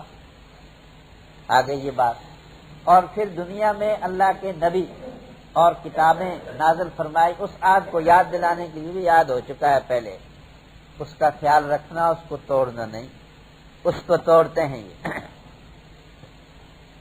اور اسی طریقے سے ہر مومن آدمی جس وقت کہتا ہے لا الہ الا اللہ محمد الرسول اللہ، تو اس نے یاد کر لیا توحید اور رسالت، خدا کی وحدانیت کا بھی یاد کر لیا، اور ساری شریعت کو ماننے کا حد کر لیا۔ محمد الرسول اللہ یہ شریعت تمام کے تمام، پھر اس کے خلاف چلتے ہیں۔ یہ نقض عہد کیوں کرتے ہیں؟ چنانچہ نقض عہد کرنا منافق کی نشانیوں میں شمار کیا گیا، عہد کر کے اس کی خلاف ورزی کرنا یہ منافق کا کام ہے۔ ایک بات، وَيَقْطَعُونَ مَا أَمَرَ اللَّهُ، اور اللہ نے جس چیز کو جوڑنے کا حکم دیا ہے، صلہ رحمی کرو، قرابت داروں کا حق ادا کرو، انسانوں کا حق ادا کرو، اور اطاعت کی باتیں کرو، وہ اس کے خلاف کرتے ہیں، قطع رحمی کرتے ہیں، تقطعون ارحامکم، جیسا کہ کافروں کی اللہ نے مذمت بیان فرمائی ہے، اور منافقوں کے بھی یہ قطع رحمی کرتے ہیں۔ مکے والوں نے قطع رحمی کی، کوئی لا یرقبون فی مومن الا ولا ذمہ، کسی مومن میں نہ تو عہد و پیمان کا خیال رکھتے ہیں، نہ قرابت کا خیال رکھتے ہیں، بلکہ ان کو ایذا پہنچاتے ہیں ہر طریقے سے۔ تو یہ قطع رحمی کے خلاف چلتے، قطع رحمی بہت بڑا جرم ہے۔ حدیث میں آتا ہے کہ اللہ تعالیٰ نے فرمایا کہ جو آدمی جوڑنے کی کوشش کرتا ہے اللہ فرماتے ہیں میں بھی اس کو جوڑوں گا، جو قطع کرتا ہے میں بھی کاٹ دوں گا۔ میں نے رحم، یہ قرابت اور رشتہ داری جو ہے، اس کے مادے کو اپنے نام رحمان سے نکالا ہے۔ رحم کا مادہ رحمان، رحمان تو بے حد مہربان ہے رحیم، اسی سے یہ رحم اور قرابت کا رشتہ، جیسا کہ فاتقوا اللہ والارحام، اللہ سے ڈرو اور اس قرابت کا بھی خیال کرو۔ یہ قرابت اور رشتہ داری جس کی صلہ رحمی کا حکم دیا گیا ہے، یہ بہت بڑی چیز ہے، بہت بڑا اصول ہے۔ تو فرمایا اور اس کے علاوہ ہر انسان کا جو حق ہے وہ بھی اس میں آتا ہے، عام صلہ رحمی جو ہے ہر انسان کے لیے جو اس کا حق ہے اس کو ادا کرو۔ آتِ کل ذی حق حقہ، ہر حقدار کو اس کا حق دو بھائی۔ اس کے خلاف کرنا یہ قطع رحمی میں داخل ہوتا ہے۔ تو دوسرا مادہ یہ کہ وہ قطع کرتے ہیں اس چیز کو کہ اللہ نے اس کو جوڑنے کا حکم دیا ہے، وَيُفْسِدُونَ فِي الْأَرْضِ، اور زمین میں فساد کرتے ہیں۔ فساد کس طرح کرتے ہیں؟ یہود ہیں، نصارہ ہیں، کافر ہیں، ایمان سے متنفر بنا رہے ہیں لوگوں۔ یہ سارے یہود بھی، منافق بھی، نصارہ بھی، کافر بھی کوشش کرتے ہیں ہمیشہ کہ لوگ ایمان لانے سے متنفر رہیں۔ اس لیے یہ اعتراض بھی من جملہ ہے، کوئی کیا خدا کا کلام، مکھی اور مچھروں کا ذکر ہو رہا ہے، یہ کوئی خدا کا کلام ہے؟ مقابلہ تو کر نہ سکے، لا تو نہ سکے ایسا کلام، اور یہ ایسا اعتراض کر کے لوگوں کو متنفر کرنا کہ لوگ ایمان قبول نہ کریں، یہ فساد ہے۔ پہلے گزر چکا ہے منافقوں کے حال میں۔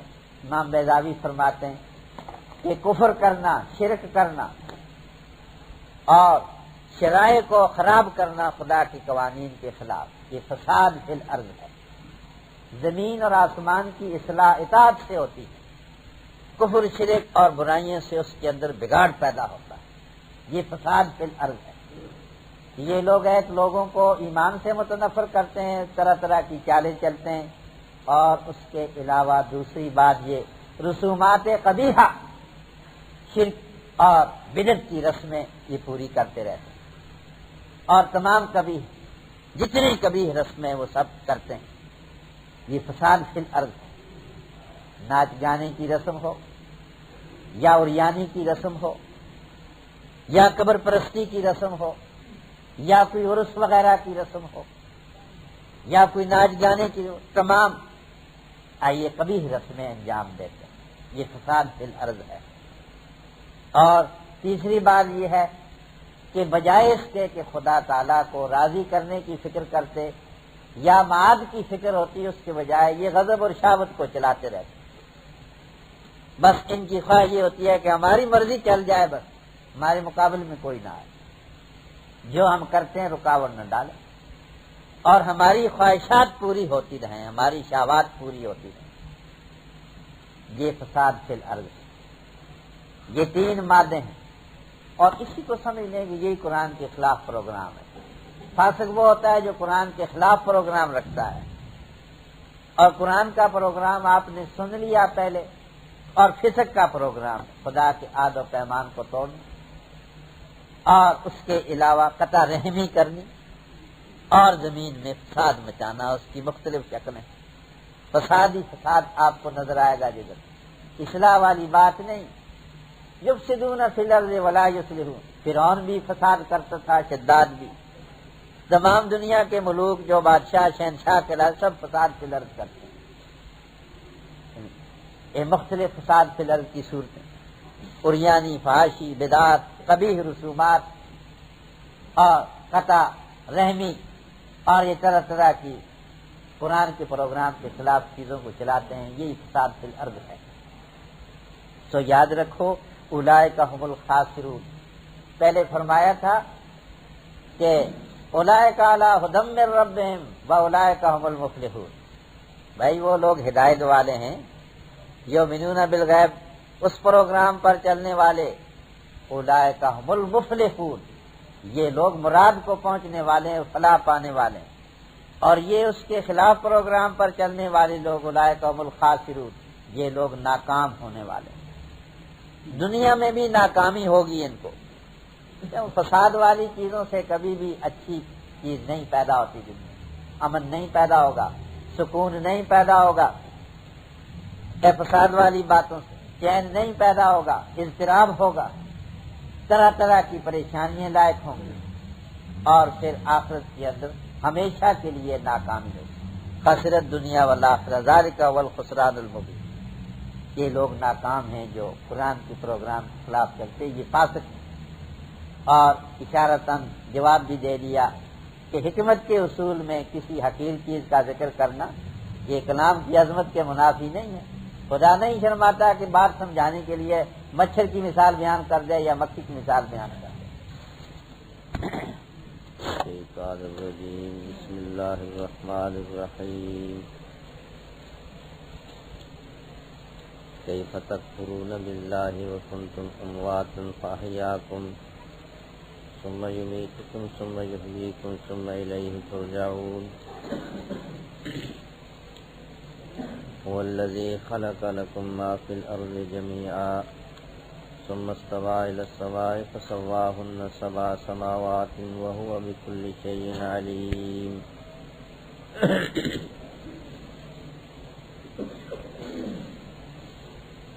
کیف تکفرون باللہ، کس طرح تم کفر کرتے ہو اللہ تعالیٰ کے ساتھ حالانکہ تم بے جان تھے، بس اللہ نے تم کو زندگی بخشی، ثم یمیتکم، پھر وہ تم پر موت طاری کرتا ہے، ثم یحییکم، پھر وہ دوبارہ تم کو زندہ کرے گا، ثم الیہ ترجعون، پھر اسی کی طرف تم لوٹائے جاؤ گے۔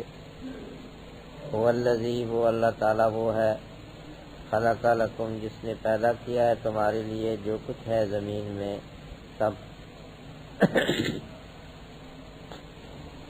ثم استوى، پھر وہ متوجہ ہوا الی السماء، آسمان کی طرف، فسواہن، پس برابر کر دیا ان کو، سبع سماوات، 7 آسمان، وہو بکل شیء علیم، وہ ہر چیز کو جاننے والا ہے۔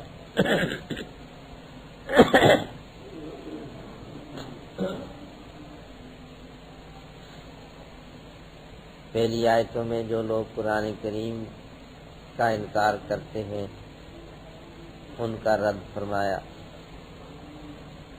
جو قرآن کریم کے بارے میں شبہ رکھتے ہیں کہ یہ خدا کا کلام نہیں، اس لیے کہ اس میں معمولی چیزیں، حقیر چیزیں جیسا کہ مکھی اور مچھر وغیرہ ہیں، ان کا ذکر ہے۔ اللہ کی شان بلند ہے، وہ اپنے کلام میں ان حقیر چیزوں کا ذکر نہیں کرتا، لہذا یہ قرآن خدا کا کلام نہیں ہے۔ یہ اعتراض انہوں نے کیا تھا، اس کا جواب دے دیا۔ اللہ تعالیٰ نے فرمایا کہ خدا تعالیٰ نہیں شرماتا کہ بیان کرے مچھر کی مثال یا اس سے بھی زیادہ حقیر یا اس سے بڑی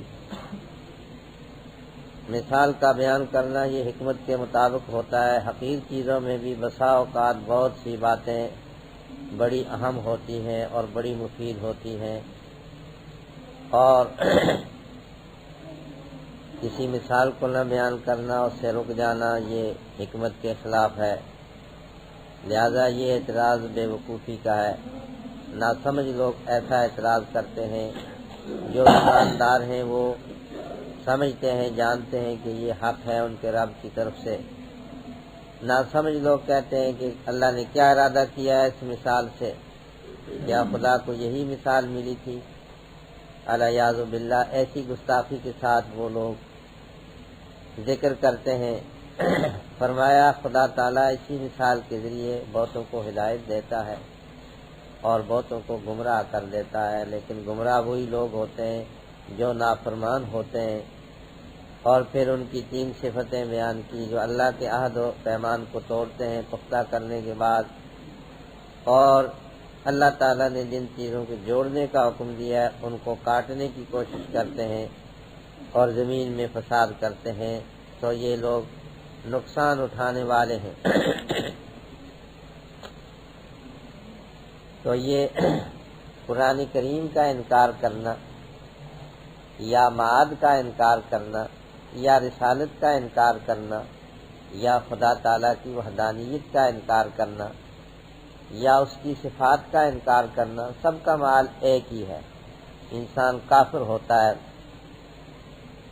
ایمان کے سلسلے میں ان سب چیزوں پر یقین لانا ضروری ہے۔ سب سے پہلے اللہ کی وحدانیت ہے، پھر اس کے بعد نبیوں کی رسالت ہے، پھر کلام الہی ہے، وحی الہی، جس کے ذریعے خدا تعالیٰ انسانوں کے لیے قانون اور شریعت نازل فرماتا ہے، اس پر بھی یقین رکھنا ضروری ہے۔ پھر نتیجے اور انجام پر بھی یقین رکھنا ضروری ہے، جس کو معاد اور قیامت کہا جاتا ہے۔ تو کلام الہی کا انکار کرنا یہ بالکل ایسا ہی ہے جیسا خدا کا انکار، خدا کے کلام کا انکار کیا تو خدا کا بھی انکار کیا۔ اب اللہ تعالیٰ نے انسانوں کو تنبیہ کی ہے اور اپنی کچھ نعمتیں یاد دلائی ہیں. پہلے بھی نعمتوں کا تذکرہ تھا، لیکن اب پھر اسی بات کے ساتھ یہ کیف تکفرون کا تعلق تو اس آیت کے ساتھ ہے. یہ جو اللہ نے فرمایا کہ یا ایھا الناس اعبدوا ربکم الذی خلقکم، اے بنی نوع انسان عبادت کرو اپنے پروردگار کی جس نے تم کو پیدا کیا. یہ اعبدوا ربکم کے ساتھ اس کا تعلق ہے. ارشاد ہے تمام بنی نوع انسان کا فرض ہے کہ وہ اللہ تعالیٰ کی وحدانیت کو مان کر خالص اسی کے لیے عبادت کرے. کیوں کہ وہ یہ انعامات دینے والا ہے. اس کو پھر دوبارہ دہرایا گیا ہے، یا ایھا الناس اعبدوا ربکم، اے انسانوں اپنے رب کی عبادت کرو. پھر فرمایا کیف تکفرون باللہ، تم کس طریقے سے کافر ہوتے ہو اور کفر کرتے ہو اللہ تعالیٰ کے ساتھ.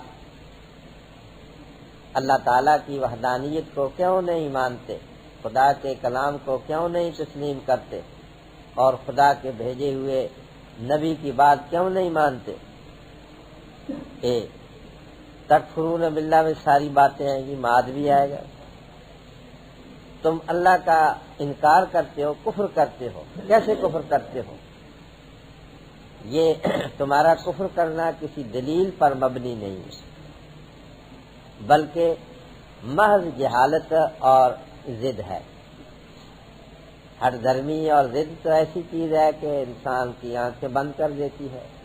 جیسا پہلے گزر چکا ہے، دلوں پر پردے پڑے ہوئے ہیں، دلوں پر غلاف چڑھے ہوئے ہیں، آنکھیں بند ہیں، کان بہرے ہیں. تو اگر انسان اندھا بہرا بن جائے اور عناد اور ضد میں آئے وہ تو کسی چیز کو نہیں مانتا. لیکن کوئی دلیل تو نہیں ہے، کوئی سبب نہیں ہے خدا کے انکار کا. جیسا کہ سورہ مومن میں اللہ کا فرمان ہے کہ من یدعو مع اللہ الہا آخر لا برہان لہ فانما حسابہ. یاد رکھو جو شخص بھی اللہ تعالیٰ کے ساتھ شرک کرتا ہے تو اس کے پاس کوئی دلیل نہیں. لا برہان لہ بھی، اس کا حساب خدا لے لے گا. یاد رکھو دلیل نہیں ہے کوئی. جس دلیل کی بنا پر انسان کہے کہ ہاں جی اس کے پاس دلیل ہے، اس بات یہی بات دہرائے گی. کس طرح کفر کرتے ہو؟ کیا دلیل ہے کفر کرنے کی تمہارے پاس؟ برخلاف اس کے کہ جو اللہ کی وحدانیت کو مانتا ہے اور خدا کی عبادت کرتا ہے اس کے لیے تو لاکھوں کروڑوں دلیلیں موجود ہیں. عقلی دلیلیں ہیں، نقلی دلیلیں ہیں، اور آسمانی کتابوں کی شہادت موجود ہے، فطرت سلیمہ کی شہادت موجود ہے، عقل سلیم کی شہادت موجود ہے. اور اسی لیے عبادت جو ہے انسانوں کے ذمے اللہ کی فرض ہے. حق اللہ یعبدوا ولا یشرکوا بہ شیئا. اور خدا کی پہچان ضروری ہے. اگر خدا تعالیٰ نبیوں کو نہ بھیجتا، کتابیں نہ نازل کرتا، پھر بھی خدا کی پہچان عقل سے بھی ضروری.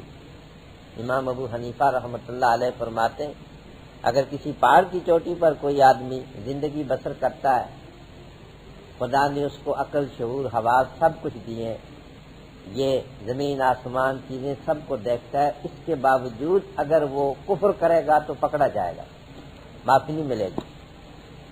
نماز کے بارے میں نہیں پکڑا جائے گا کہ تم نے نماز کیوں نہیں پڑھی، روزہ کیوں نہیں رکھا، لیکن کفر اگر کیا تو پکڑا جائے گا. میں نے تم کو عقل دی تھی، یہ نشانیاں تمہارے ارد گرد پھیلا دی تھی، تم نے کیوں خدا کے ساتھ کفر کیا ہے. یہ تو عقلاً بھی واجب ہے خدا کو پہچاننا اور اس کی وحدانیت کو ماننا. تو اب اللہ تعالیٰ فرماتے ہیں کیف تکفرون، تم کس طرح کفر کرتے ہو، تمہارے پاس کیا دلیل ہے. اور تم دیکھتے نہیں، کنتم امواتن، تم بے جان تھے. اموات میت کی جمع ہے، بے جان. اپنے باپوں کی پشتوں میں جبکہ نطفے کی شکل میں تھے، ماؤں کی رحم میں قطرہ آب کی شکل میں، حقیر پانی کی شکل میں بے جان تھے، اس کے اندر جان نہیں تھی۔ پھر اللہ نے تم کو زندگی بخشی، دیکھو اللہ تعالیٰ نے تم کو وجود کی نعمت عطا فرمائی۔ سب سے پہلے انسان کا وجود ہے، انسان کی ہستی ہے جو خدا تعالیٰ بطور انعام کے عطا فرماتا ہے۔ تو یہ دیکھو تم کیسے بے جان تھے، نیست تھے، نابود تھے، فاحیاکم، خدا نے تم کو زندگی بخشی۔ اور پھر جب چاہتا ہے موت طاری کرتا ہے، ثم یمیتکم۔ اللہ نے فرمایا دیکھو یہ سب کام اور تصرف خدا تعالیٰ کی ذات ہے، جس نے پیدا کیا ہے، هو الذی یحیی و یمیت لا الہ الا ہو، جس نے پیدا کیا موت بھی وہی طاری کرتا ہے، کوئی معبود اس کے سوا نہیں ہے، کوئی متصرف نہیں ہے، کوئی دینے والا نہیں ہے، کوئی چھین سکنے والا نہیں ہے اس کے سوا۔ تو فرمایا دیکھو پھر وہ موت طاری کرتا ہے۔ سورہ واقعہ میں فرمایا کہ دیکھو تم کیسے بے بس ہوتے، 10 ڈاکٹر سرانے کھڑے ہوتے ہیں، حکیم کھڑے ہوتے ہیں، تمہاری اگر طاقت ہے تو روک رکھو اس کو۔ جب ہمارے کارندے آتے ہیں اور ہم تمہارے جسم سے جان نکالنا چاہتے ہیں، کیوں نہیں تم لوٹاتے اس کو؟ معلوم ہوا کہ تمام چیزوں کا تصرف خدا تعالیٰ کے ہاتھ میں ہے، متصرف فی الامور وہی ہے۔ دیکھو اس نے تم کو بے جان حیثیت سے جاندار بنایا، پھر وہ موت طاری کرتا ہے تم پر، اور پھر ساتھ یہ یاد رکھو ثم یحییکم، پھر تم کو زندہ کرے گا۔ جس طرح پیدا کیا ہے، جس طرح موت طاری کیا ہے، اسی طرح پھر دوبارہ زندہ کرے گا۔ یہ سب عقیدے بھی بیان ہو گئے۔ اہل ایمان کا عقیدہ کیا ہے؟ اللہ پیدا کرتا ہے ابتدا میں، پھر مارتا ہے، پھر زندہ کرے گا، ساتھ ساتھ یہ ہے کہ محاسبہ بھی کرے گا، الیہ ترجعون، اسی کے سامنے پیشی ہوگی سب، تم سے پوچھا جائے گا میں نے تم کو وجود کی نعمت دی تھی، اور وجود کے تابع جتنی نعمتیں تھی میں نے تم کو دی، تمہاری پرورش کی تھی، تمہارے لیے طرح طرح کے انتظام اور سامان دیے، تمہارے وجود میں ہم نے ہدایت کی تمام مشینری کھڑی کی، حواس سے ظاہرہ اور حواس سے باطنہ یہ مشین کی، علم حاصل کرنے کے ذرائع، غور و فکر کے ذرائع، سوچ اور سمجھ کے ذرائع، یاد رکھنے کے ذرائع، قوت متخیلہ، قوت حافظہ اللہ نے رکھی، جوڑ توڑ کرنے کی قوت، یہ سب اللہ تعالیٰ نے تمہیں دی۔ پھر اس کے بعد علاوہ اس کی اور مہربانی فرمائی، نبیوں کو بھیجا، رسلا مبشرین و منذرین لئلا یکون للناس علی اللہ حجت بعد الرسل، مبشر اور منذر بنا کر رسولوں کو بھیجا۔ انزلنا معہم الکتاب، کتابیں نازل کی، وحی نازل کی، شریعت دے کر بھیجا، لیقوم الناس بالقسط، تاکہ لوگ انصاف کے ساتھ قائم رہیں۔ اور شرک تو ظلم ہے، ان الشرک لظلم عظیم، اور کفر سے بڑا تو ظلم ہی کوئی نہیں ہے، والکافرون هم الظالمون، سب سے بڑے ظالم تو کافر ہیں۔